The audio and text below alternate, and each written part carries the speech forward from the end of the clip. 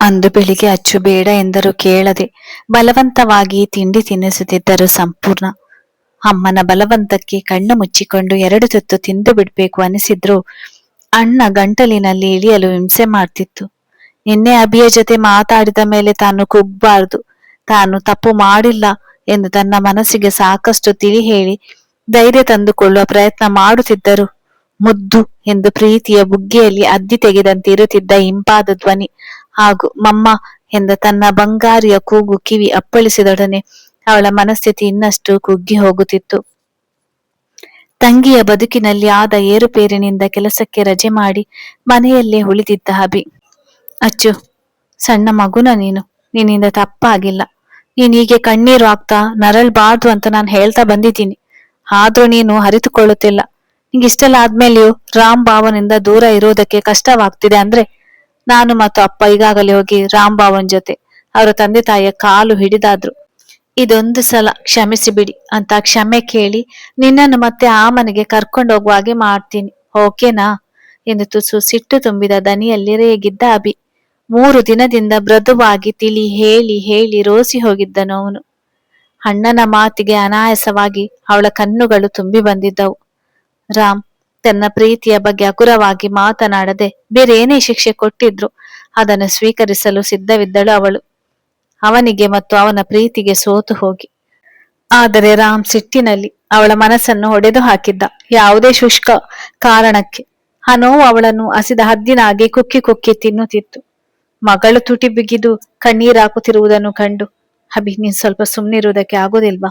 ಅವಳ ಮನಸ್ಸು ಈಗಾಗ್ಲೇ ತುಂಬಾ ಹಾಳಾಗಿದೆ ಕಣು ಎಂದು ಸಂಪೂರ್ಣ ಅವರು ಮಗನನ್ನು ಗದರಿದಾಗ, ಅಮ್ಮ ಅವನನ್ನು ಯಾಕೆ ಬೈಯೋದು, ಅವನು ಹೇಳ್ತಾ ಇರೋದು ಸರಿಯಾಗಿ ಇದೆ ಎನ್ನುತ್ತಾ ಕಣ್ಣು ತೊಡೆಯುವಾಗ ಅಂಕಿತ್ ತಮ್ಮ ಮನೆಗೆ ಬಂದಿದ್ದನ್ನು ಗಮನಿಸಿದ ಅಭಿ. ಅಂಕಿತ್, ನಿಂಗೆ ಯಾರು ನಮ್ಮ ಮನೆಗೆ ಬರುವುದಕ್ಕೆ ಹೇಳಿದ್ದು ಎಂದು ಆವೇಶದಲ್ಲಿ ಗುಡುಗಿದ್ದ. ಸಿಟ್ಟಿನಲ್ಲಿ ರಾಮ್ ಮನೆಯಿಂದ ಅಚ್ಚುವನ್ನು ಹೊರಗಡೆ ಕಳಿಸಿದರು. ಯಾರೊಬ್ಬರು ಅವಳನ್ನು ತಡೆಯದೆ ಮತ್ತು ರಾಮ್ಗೆ ನೀನ್ ಮಾಡುತ್ತಿರುವುದು ತಪ್ಪು ಎಂದು ಎಚ್ಚರಿಸದೆ ಹೋದರು ಎಂಬ ಸಿಟ್ಟು ಅಭಿಯದಾಗಿತ್ತು. ಅಣ್ಣ ಪ್ಲೀಸ್, ಅವನೇನು ಮಾಡಿದ ಅಂತ ಅವನ ಮೇಲೆ ರೇಗ್ತೀಯ ನೀನು ಎಂದು ಅಭಿಯನ್ನು ಗದರಿಸಿದ ಅಚ್ಚು. ಅಂಕಿತ್ ಬಾ ತಿಂಡಿ ತಿನ್ನು ಎಂದಳು. ಅವಳ ಧ್ವನಿ ಹತ್ತು ಹತ್ತು ಸಂಪೂರ್ಣವಾಗಿ ಹಾಳಾಗಿರುವುದನ್ನು ಕಂಡು ಅಂಕಿತ್ ಹೃದಯ ಹಿಂಡಿದಂತಾಯಿತು. ಅವಳ ಕಣ್ಣಿನಲ್ಲಿದ್ದ ಹೊಳಪು ಕಳೆದು ಹೋಗಿತ್ತು. ಸದಾ ಅವಳ ಮುಖದಲ್ಲಿ ತುಂಬಿರುತ್ತಿದ್ದ ನಗು ಮಾಸಿ ಹೋಗಿ ಹತಾಶೆ, ನೋವು ಮತ್ತು ದುಃಖ ಮಾತ್ರ ಕಾಣಿಸುತ್ತಿತ್ತು. ನನ್ನದು ತಿಂಡಿ ಆಯ್ತು ಅತ್ತಿಗೆ ಎಂದವನ ಕೈಯಲ್ಲಿದ್ದ ಪೇಪರ್ ಗಮನಿಸಿದ ನಂದನ್ ಅವರು. ಅಂಕಿತ್, ಏನ್ ಪೇಪರ್ ನಿನ್ನ ಕೈಯಲ್ಲಿರೋದು ಎಂದರು. ಅವರ ಧ್ವನಿಯಲ್ಲಿ ದುಗುಡ ತುಂಬಿದ ಭಯ ಹಿನುಕುತ್ತಿತ್ತು.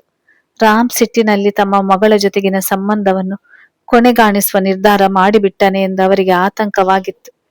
ಅವರ ಪ್ರಶ್ನೆಗೆ ಉತ್ತರಿಸದೆ ಅಂಕಿತ್ ಅಚ್ಚುವಿನ ಕಡೆ ಸಂಕಟದಿಂದ ನೋಡಿದ. ಅಚ್ಚುವಿನ ಮೃದು ಸ್ವಭಾವದ ಬಗ್ಗೆ ಚೆನ್ನಾಗಿ ಅರಿತಿದ್ದ ರಾಮ್ ಅದೇಗೆ ಇಷ್ಟೊಂದು ನೋವು ಕೊಡ್ತಿದ್ದಾನೆ ಅವಳಿಗೆ ಎಂದು ಅಂಕಿತ್ಗೆ ತೋಚಲಿಲ್ಲ. ಅವನು ತನ್ನ ಕಡೆ ನೋಡುತ್ತಾ ಏನನ್ನೋ ಗಾಢವಾಗಿ ಯೋಚಿಸುತ್ತಿರುವುದನ್ನು ಕಂಡು, ಅಂಕಿತ್ ಯಾಕೆ, ಏನಾಯ್ತು? ನಿಮ್ಮನ್ನ ಡೈವರ್ಸ್ ಪೇಪರ್ಸ್ಗೆ ನನ್ನಿಂದ ಸೈನ್ ತಗೊಳ್ಳೋದಕ್ಕೆ ನಿನ್ನನ್ನು ಕಳಿಸಿದಾರ ಹೇಗೆ ಎಂದು ಅಚ್ಚು ಸಹಜವಾಗಿ ಕೇಳಿದಳು. ಅದನ್ನು ಕೇಳಿ ಅಂಕಿತ್ಗೆ ತನ್ನ ಜೀವವೇ ಹೋದಷ್ಟು ನೋವಾಯ್ತು. ರಾಮ್ ಅಷ್ಟೆಲ್ಲ ನೋವು ಕೊಟ್ಟರೂ ತನ್ನದಲ್ಲದ ತಪ್ಪಿಗೆ ಮನೆಯಿಂದ ಹೊರಗಡೆ ಹಾಕಿ ಈಗ ಬದುಕಿನಿಂದ ದೂರ ಮಾಡುವ ನಿರ್ಧಾರ ಮಾಡಿದ್ದರೂ ಸಹ ಅಚ್ಚುಗೆ ಅವನ ಮೇಲಿದ್ದ ಗೌರವ ಹೊಂದಿನಿತು ಕಡಿಮೆ ಆಗದಿರುವುದನ್ನು ಕಂಡು ಅವನು ಬೆರಗಾದನು. ಕಣ್ಣಂಚಿನಲ್ಲಿ ಜಿನುಗಿದ ಅನಿಯನ್ನು ಮುಖ ತೊರಗಿಸಿ ತೊಡೆದ ಅಂಕಿತ್, ಅತ್ತಿಗೆ ನೀವ್ ಹೇಳ್ತಿರೋದು ಸರಿಯಾಗೇ ಇದೆ. ಅಣ್ಣ ಈ ಡಿವೋರ್ಸ್ ಪೇಪರ್ಸ್ಗೆ ನಿಮ್ಮ ಹತ್ತಿರ ಸೈನ್ ತಗೊಂಡ್ ಬಾ ಅಂತ ನನ್ನನ್ನು ಕಳಿಸಿದ್ದಾನೆ ಎಂದಾಗ ನಿಮಿಷ ಅವಳ ಹೃದಯ ಸ್ತಬ್ಧವಾದ ಅನುಭವವಾಯಿತು. ಒಂದೊಂದು ಘಟನೆ ತನ್ನವನ ಮನಸ್ಸನ್ನು ಇಷ್ಟೊಂದು ಕಟುಕವಾಗಿಸಿದ್ದನ್ನು ಅರಗಿಸಿಕೊಳ್ಳಲಾಗಲಿಲ್ಲ ಅವಳಿಗೆ. ಸಿಡಿಲೆರಗಿದಂತೆ ಕುಳಿತು ಬಿಟ್ಟ ಅವಳ ಕಣ್ಣಿನಿಂದ ಸದ್ದಿಲ್ಲದ ಹನಿಗಳು ಸುರಿಯುವ ಮುನ್ನ ಆ ತಂದೆ ತಾಯಿಗೆ ತಮ್ಮ ಉಸಿರೇ ನಿಂತು ಹೋದಷ್ಟು ನೋವಾಗುತ್ತಿತ್ತು. ಮೊದಲ ಬಾರಿ ರಾಮ್ ವಿಷಯದಲ್ಲಿ ತಾವು ದುಡುಕಿ ಬಿಟ್ಟೆವು ಎಂದು ಅವರಿಗೆ ಅನಿಸಿತ್ತು. ಆಘಾತದಲ್ಲಿ ಕುಳಿತಿದ್ದ ತಂಗಿಯ ಭುಜದ ಮೇಲೆ ಕೈ ಇಟ್ಟ ಅಭಿ, ಅಚ್ಚು, ನಾನಿಗೆ ಮೊದಲೇ ಹೇಳಿದ್ದೀನಿ, ರಾಮ್ ಭಾವನ ವಿಷಯದಲ್ಲಿ ನೀನ್ ಏನೇ ನಿರ್ಧಾರ ಮಾಡಿದ್ರು ನಾವು ನಿನ್ ಜೊತೆ ಇರ್ತೇವೆ ಅಂತ. ನೀನ್ ಆಗಿರೋದೆಲ್ಲ ಮರೆತು ರಾಮ್ ಭಾವನನ್ನು ಕ್ಷಮಿಸಿ ಅವರ ಜೊತೆ ಬದುಕುವುದಕ್ಕೆ ರೆಡಿ ಇದ್ಯಾ ಅಂದ್ರೆ ನಾವು ಆಗಲೇ ಹೇಳಿದಾಗೆ ರಾಮ್ ಭಾವನ ಜೊತೆ ಮಾತನಾಡುವುದಕ್ಕೆ ರೆಡಿ ಇದ್ದೀವಿ ಎಂದನು ತಂಗಿಯ ಭಾವನೆಗಳಿಗೆ ಬೆಲೆ ಕೊಡುವಂತೆ. ಅವನ ಮಾತಿಗೆ ಇಹಕ್ಕೆ ಬಂದಂತೆ ಕಣ್ಣು ತೊಡೆದ ಅಚ್ಚು, ಅಣ್ಣ, ನಂಗೆ ಏನೋ ಹೊಸದಲ್ಲ, ಅವ್ರಿಗೆ ಹೀಗೆ ಬಿಟ್ಟು ಕೊಟ್ಟು ಬದುಕುವುದು ಹೊಸದಲ್ಲ ಇಬ್ಬರಿಗೂ ಪರಿಸ್ಥಿತಿಯ ಜೊತೆ ಹೊಂದಿಕೊಂಡು ಬದುಕುವ ಅಭ್ಯಾಸ ಈ ಮೊದಲೇ ಆಗಿದೆ. ತಪ್ಪಿಲ್ಲದೆ ಹೋದರೂ ಮೊದಲು ನನ್ನ ಮನಸ್ಸು ಮುರಿದರು. ಈಗ ನನ್ನ ಜೊತೆಗಿನ ಸಂಬಂಧ ಮುರಿಯುವ ನಿರ್ಧಾರ ಮಾಡಿದ್ದಾರೆ. ಒಳ್ಳೆಯ ಬೆಳವಣಿಗೆ ಅಲ್ವಾ ಇದು ಎಂದು ದೀನವಾಗಿ ನುಡಿದಳು.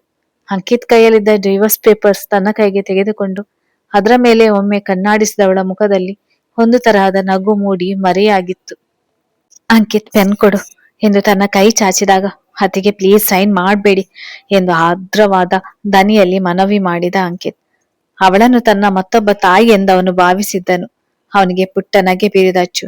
ದೂರ ಆಗ್ಬೇಕು ಅಂತ ಈ ಪೇಪರ್ಸ್ ಕಳಿಸಿರೋದು ನಿಮ್ಮ ಅಣ್ಣ ಕಣೋ. ನಾನೀಗ ಇದನ್ನು ಆಕ್ಸೆಪ್ಟ್ ಮಾಡಿಕೊಳ್ಳಲಿಲ್ಲ ಅಂದ್ರೆ ಅವ್ರಿಗೆ ನೆಕ್ಸ್ಟ್ ಮೂವ್ ಆನ್ ಆಗೋದಕ್ಕೆ ಕಷ್ಟವಾಗುತ್ತೆ ಎಂದಳು. ದೂರ ಆಗುವ ನಿರ್ಧಾರ ಮಾಡಿದ್ದಾರೆ, ದೂರ ಆಗಿ ಬಿಡೋಣ.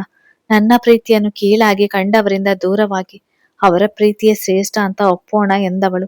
ಡಿವೋರ್ಸ್ ಪೇಪರ್ಸ್ಗೆ ಮೇಲೆ ಸೈನ್ ಮಾಡುವ ಮುನ್ನ ಅಂಕಿತ್, ನನಗೆ ನಿಮ್ಮ ಅಣ್ಣನ ಕಡೆಯಿಂದ ಯಾವುದೇ ಕಾಂಪೋಸಿಷನ್ ಬೇಡ ಅಂತ ಹೇಳು. ನನ್ನ ಜೀವನವೇ ಸೂತ್ರವಿಲ್ಲದ ಗಾಳಿಪಟವಾಗಿರುವಾಗ ನಿಮ್ಮ ಅಣ್ಣ ಕೊಡುವ ಕಾಂಪೋಸಿಷನ್ ನಿಂದ ನನ್ನ ಜೀವನ ಉದ್ಧಾರ ಆಗೋದು ಅಷ್ಟರಲ್ಲೇ ಇದೆ ಎಂದು ತನ್ನಗೆ ನುಡಿದಳು. ಡಿವೋರ್ಸ್ ಪೇಪರ್ಸ್ ಮೇಲೆ ಅವಳು ಸಹಿ ಹಾಕುವಾಗ ಯಾರಿಂದಲೂ ಅವಳನ್ನು ತಡೆಯಲು ಆಗ್ಲಿಲ್ಲ. ಅಂತಹ ಅಸಹಾಯಕ ಸ್ಥಿತಿಯಲ್ಲಿ ಉಳಿಯುವಂತೆ ಮಾಡಿತ್ತು ರಾಮ್ ಮತ್ತು ಅಚ್ಚುವಿನ ವಿಷಯದಲ್ಲಿ ನಡೆಯುತ್ತಿರುವ ವರ್ತನೆ. ಅಂದು ಪರಿಸ್ಥಿತಿ ಏನೇ ಇದ್ದರೂ ದುಡುಕಿ ರಾಮ್ ಬದುಕಿನಿಂದ ದೂರ ಹೋಗುವ ನಿರ್ಧಾರ ಮಾಡಬಾರ್ದು ಎಂದು ಮಾತು ಪಡೆದಿದ್ದ ನಂದನ್ ಅವರು ಇಂದು ಮಗಳು ತಮ್ಮ ಕಣ್ಣ ಮುಂದೆ ರಾಮ್ ಕಳಿಸಿದ ಡಿವೋರ್ಸ್ ಪೇಪರ್ಸ್ ಗಳಿಗೆ ಸೈನ್ ಹಾಕುತ್ತಿದ್ದರು. ತಡೆಯುವ ಸಣ್ಣ ಪ್ರಯತ್ನವನ್ನು ಮಾಡದೆ ಹೋದರು. ಅತ್ತಿಗೆ ಪ್ಲೀಸ್ ಸ್ವಲ್ಪ ದಿನ ಅಣ್ಣ ಕಳಿಸಿರುವ ಡಿವೋರ್ಸ್ ಪೇಪರ್ಸ್ಗೆ ರಿಯಾಕ್ಟ್ ಮಾಡದೆ ಸುಮ್ಮನಿದ್ದು ಬಿಡಿ ಎಂದು ಅಂಕಿತ್ ಮತ್ತೆ ಮನವಿ ಮಾಡಿದ. ಆದ್ರೆ ಅಚ್ಚು ಶುಷ್ಕ ನಗು ಬೀರಿ ಸೈನ್ ಹಾಕಿದ ಪೇಪರ್ಸ್ ಅವನ ಕೈಗಿಟ್ಟು, ಪ್ರೀತಿಯ ಅರ್ಥ ನಿಮ್ಮಣ್ಣ ಅಷ್ಟು ಚೆನ್ನಾಗಿ ನನಗೆ ಅರ್ಥ ಮಾಡಿಸಿದ ಮೇಲೆಯೂ ನಾನು ಅವರ ಜೊತೆ ಬದುಕುವುದರಲ್ಲಿ ಅರ್ಥವಿಲ್ಲ ಕಣು.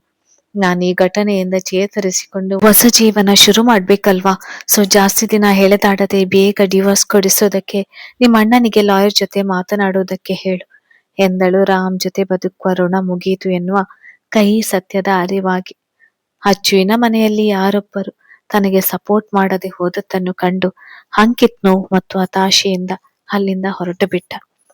ಅವನು ಹೋದ ಕಡೆ ನೋಡುತ್ತಾ ನಿಟ್ಟುಸಿರು ಹೊರಗಟ್ಟಿದ ಅಚ್ಚು ಸಂಕಟ ಮತ್ತು ವೇದನೆಯಿಂದ ತನ್ನನ್ನೇ ದಿಟ್ಟಿಸುತ್ತಾ ನಿಂತಿದ್ದ ತನ್ನ ತಂದೆಯ ಬಳಿ ಬಂದಳು.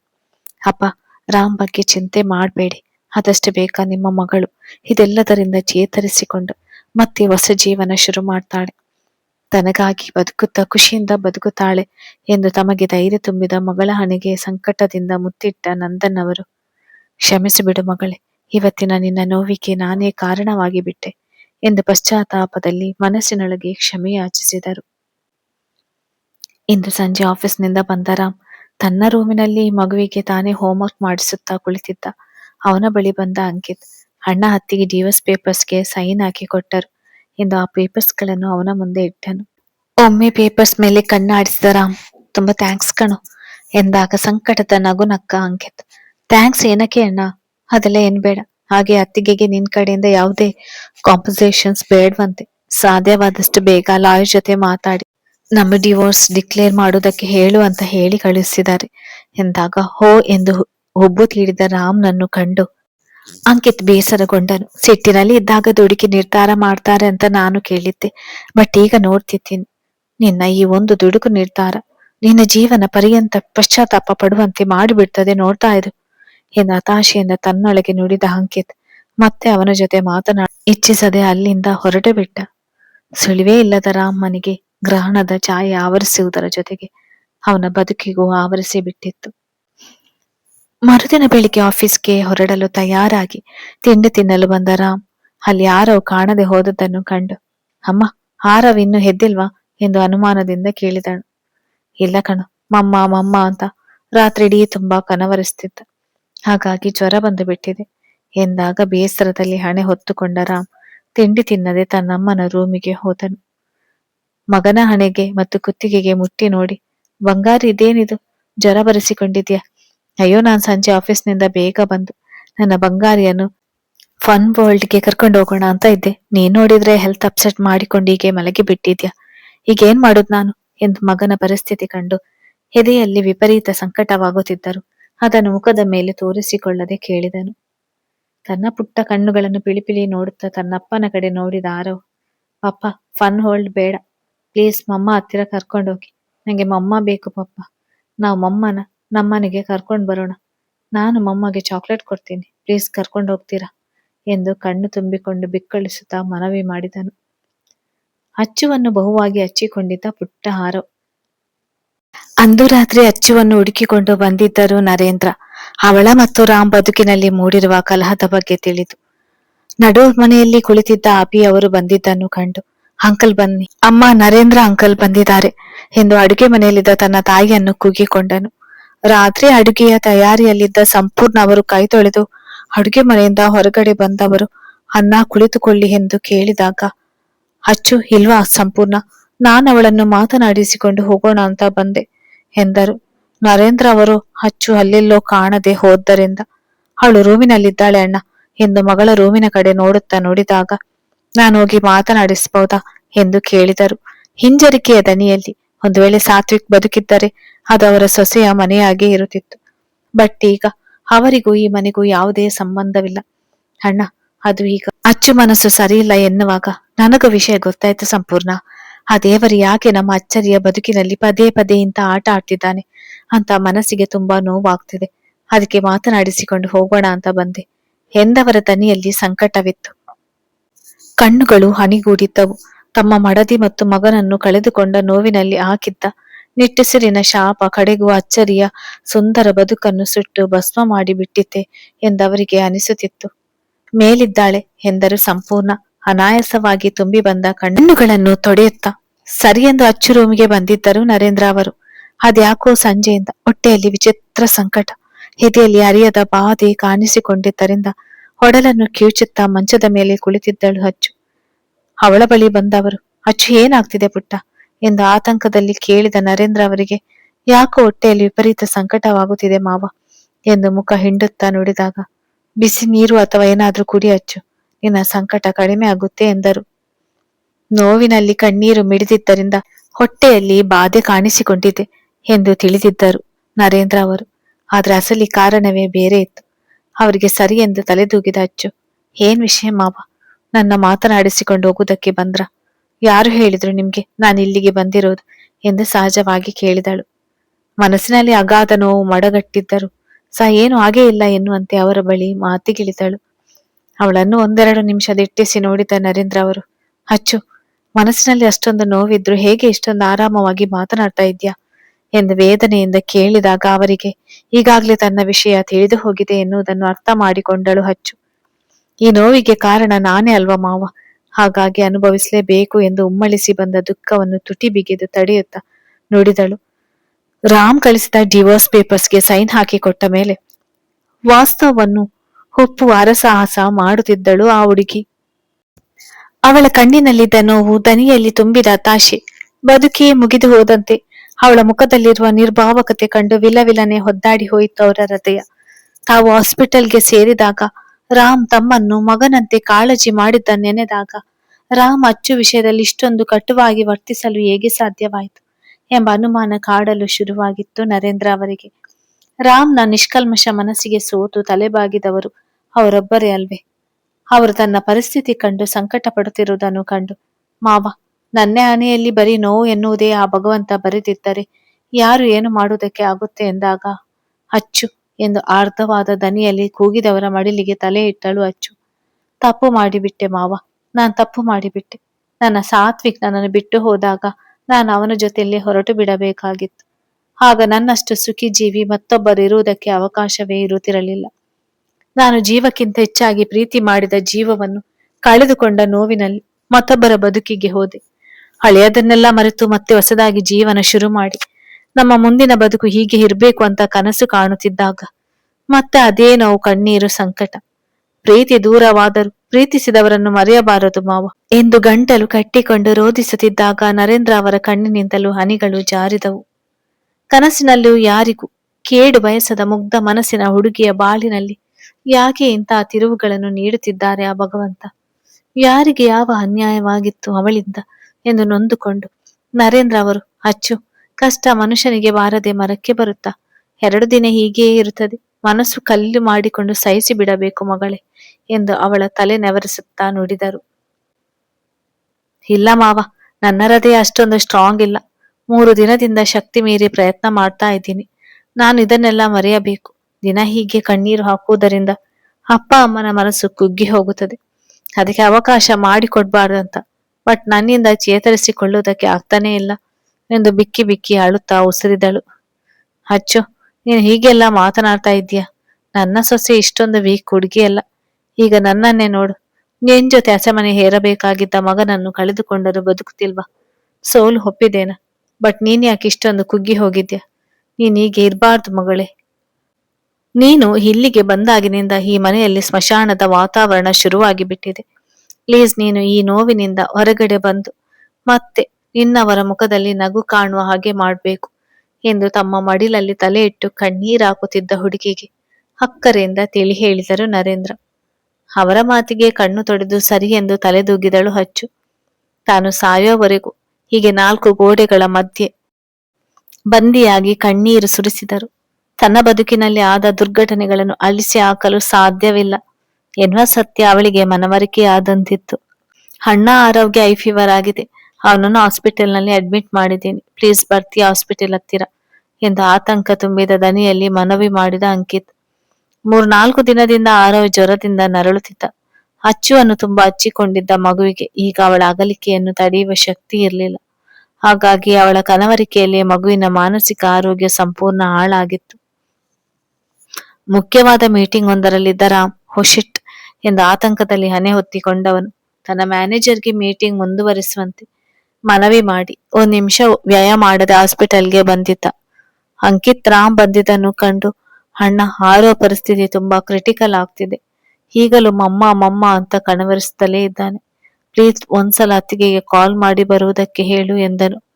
ಅವನ ದನಿಯಲ್ಲಿ ಇನ್ನಿಲ್ಲದ ಮನವಿ ಇತ್ತು. ಅಚ್ಚುವಿನ ನೆನಪಿನಲ್ಲಿ ಮಗು ಜ್ವರ ಬರೆಸಿಕೊಂಡಾಗಲೇ ತಾನೇ ಆರವನನ್ನು ಅಚ್ಚುವಿನ ಮನೆಗೆ ಕರೆದುಕೊಂಡು ಹೋಗಿ ಬರುವೆ ಎಂದು ಕೇಳಿಕೊಂಡಿದ್ದ ಅಂಕಿತ್. ಬಟ್ ರಾಮ್, ಅದೆಲ್ಲ ಏನು ಬೇಡ, ಅವಳಿಲ್ಲದೆ ಬದುಕುವುದನ್ನು ರೂಢಿ ಮಾಡಿಕೊಳ್ಬೇಕು ಅವನು ಎಂದು ಬಿಟ್ಟಿದ್ದ. ಅಂಕಿತ್ ಪದೇ ಪದೇ ಹೇಳಿದ್ದನ್ನೇ ಹೇಳಿ ಹಿಂಸೆ ಮಾಡಬೇಡ. ಅಚ್ಚರಿ ಏನು ಆರೋಗ್ಯ ಜನ್ಮ ಕೊಟ್ಟ ತಾಯಿಯಲ್ಲ. ಇಷ್ಟು ವರ್ಷದಿಂದ ಅವಳಿಲ್ಲದೆ ಬೆಳೆದಿದ್ದಾನೆ, ಮುಂದೆ ಸಹ ಬೆಳೆಯುತ್ತಾನೆ ಎಂದು ಬಿಗು ದನಿಯಲ್ಲಿ ನುಡಿದ ರಾಮ್. 2 ದಿನ ಕಳೆದ್ರೆ ಅವನೇ ಸರಿ ಹೋಗ್ತಾನೆ ಅಂಕಿತ್. ಅವನಿಗೆ ಜ್ವರ ವಾಸಿ ಆಗುವುದಕ್ಕೆ ಅವಳನ್ನು ಕರೆಸುವುದು ಒಂದೇ ಪರಿಹಾರವಲ್ಲ.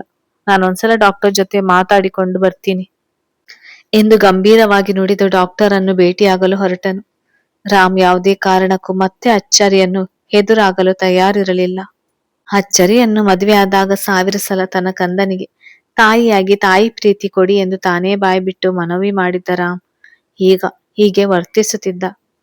ತನ್ನನ್ನ ಹೋದ ಕಡೆ ನೋಡ್ತಾ ನಿಂತಿದ್ದ ಅಂಕಿತ್ಗೆ ಇಂಥ ಸಮಯದಲ್ಲೂ ತನ್ನ ಹಠವನ್ನು ಬಿಡದೆ ಹೋದ ರಾಮ್ನನ್ನು ಕಂಡು ಮೊದಲ ಬಾರಿ ತನ್ನನ್ನ ಒಬ್ಬ ಮೂರ್ಖ ಎಂದು ಅನಿಸಿತು. ತನ್ನ ತಾಯಿಯ ಅಗಲಿಕೆಯನ್ನು ಸಹಿಸುವ ಶಕ್ತಿ ಇಲ್ಲದೆ ಮಗುವಿನ ಮಾನಸಿಕ ಆರೋಗ್ಯದ ಮೇಲೆ ಪರಿಣಾಮ ಬೀರಿದೆ. ಸಾಧ್ಯವಾದಷ್ಟು ಬೇಗ ಅಚ್ಚುವನ್ನು ಕರೆಸಿ ಎಂದೇ ಹೇಳಿದ್ದರು ಡಾಕ್ಟರ್. ಬಟ್ ರಾಮ್ ನಾಳೆಯವರೆಗೂ ಸಮಯ ಬೇಕೆಂದು ಕೇಳಿದ್ದ. ಆರವ್ ಆರೋಗ್ಯದಲ್ಲಿ ಏನಾದರೂ ಚೇತರಿಕೆ ಕಂಡರೆ ಆರವ್ ತಲೆಯಿಂದ ಅಚ್ಚರಿಯನ್ನು ಅಳಿಸಲು ಸಹಾಯವಾಗುವುದು ಎಂಬ ಇರಾದೆ ಅವನದಾಗಿತ್ತು. ಡಾಕ್ಟರ್ಸ್ ಅವನ ಮಾತಿಗೆ ಸರಿಯೆಂದು ಅರೆ ಮನಸ್ಸಿನಿಂದಲೇ ಒಪ್ಪಿದ್ದರು. ರಾತ್ರಿ 8ರ ಹೊತ್ತಿಗೆ ಆರವ್ ಪರಿಸ್ಥಿತಿ ತುಂಬಾ ಗಂಭೀರವಾಗತೊಡಗಿತು. ಈ ಬಾರಿ ತನ್ನಣ್ಣನ ಒಪ್ಪಿಗೆಗೆ ಕಾಯದೆ ಅಂಕಿತ್ ಅಚ್ಚುಗೆ ಕಾಲ್ ಮಾಡಿ ಆರವ್ ಪರಿಸ್ಥಿತಿಯನ್ನು ಹೇಳಿ ಬೇಗ ತಾವಿರುವ ಹಾಸ್ಪಿಟಲ್ ಬಳಿ ಬರುವಂತೆ ಮನವಿ ಮಾಡಿದ. ಅಂಕಿತ್ ಕಾಲ್ ಮಾಡಿ 20 ನಿಮಿಷ ಕಳೆಯುವ ಮುನ್ನವೇ ಅಚ್ಚು ಅಭಿಯ ಜೊತೆ ಅಂಕಿತ್ ಹೇಳಿದ್ದ ಹಾಸ್ಪಿಟಲ್ಗೆ ಬಂದಿದ್ದಳು. ರಾಮ್ ಕುರ್ಚಿಯ ಮೇಲೆ 2 ಕೈಯಿಂದ ತಲೆ ಹೊತ್ತುಕೊಂಡು ಕುಳಿತಿದ್ದರೆ ಅಂಕಿತ್ ತನ್ನ ದಾರಿಯನ್ನು ಎದುರು ನೋಡ್ತಿರುವುದು ಕಂಡು ತಡ ಮಾಡದೆ ಅವನ ಬಳಿ ಬಂದಳು ಅಚ್ಚು. ಅಂಕಿತ್, ಬಂಗಾರಿ ಎಲ್ಲಿದ್ದಾನೆ ಎಂದು ಪ್ರಶ್ನೆ ಮಾಡುವ ಅಚ್ಚು ಅಪ್ಪಿತಪ್ಪಿಯೂ ರಾಮ್ ಮುಖ ನೋಡಲಿಲ್ಲ. ಅಚ್ಚು ದನಿ ಕೇಳಿ ಅಚ್ಚರಿಯಿಂದ ತಲೆ ಎತ್ತಿ ನೋಡಿದ ರಾಮ್ಗೆ ಅಂಕಿತ್ ಅಚ್ಚುಗೆ ಕಾಲ್ ಮಾಡಿ ಹಾಸ್ಪಿಟಲ್ಗೆ ಬರುವಂತೆ ಮನವಿ ಮಾಡಿದ್ದರ ಬಗ್ಗೆ ತಿಳಿದಿರಲಿಲ್ಲ. ಅಂಕಿತ್ ಬೇಕೆಂದೇ ಅದನ್ನು ತಿಳಿಸಲು ಹೋಗಿರಲಿಲ್ಲ. ಈ ವಾರ್ಡ್ನಲ್ಲಿ ಇದ್ದಾನೆ ಅತ್ತಿಗೆ ಎನ್ನುತ್ತಾ ಅಂಕಿತ್ ಅಚ್ಚು ಜೊತೆ ಆರವಿದ್ದ ವಾರ್ಡ್ನೊಳಗೆ ಹೋದ. ರಾಮ್ನಿಂದ ತುಸು ದೂರದಲ್ಲಿ ನಿಂತಿದ್ದ ಅಪಿಗೆ ರಾಮ್ ಮುಖ ನೋಡಿದರೆ ಸಿಟ್ಟು ಬರುತ್ತಿತ್ತು. ತನ್ನ ತಂಗಿಯ ಜೊತೆ ರಾಮ್ ನಡೆದುಕೊಂಡ ರೀತಿ ಕಣ್ಣ ಮುಂದೆ ತೇಲಿ ಬರುತ್ತಿದ್ದರಿಂದ ಅವನು ಅಸಮಾಧಾನಗೊಂಡಿದ್ದ. ತಾನು ಅಚ್ಚರಿಯಿಂದ ಮತ್ತು ಅವಳ ನೆನಪುಗಳಿಂದ ಹೊರಬರಲು ಪ್ರಯತ್ನಿಸುತ್ತಿದ್ದರೆ ಅಂಕಿತ್ ತನ್ನ ಮಾತು ಮೀರಿ ಅಚ್ಚರಿಯನ್ನು ಹಾಸ್ಪಿಟಲ್ಗೆ ಕರೆಸಿಕೊಂಡಿದ್ದು ರಾಮ್ಗೆ ಹಿಡಿಸಲಿಲ್ಲ. ಹಾಗಾಗಿ ಅಸಮಾಧಾನದಲ್ಲಿ ಮುಖ ಬಿಗಿದು ಹೊರಗಡೆಯೇ ಕುಳಿತು ಬಿಟ್ಟ. ಕತೆ ಮುಂದುವರಿಯುತ್ತದೆ.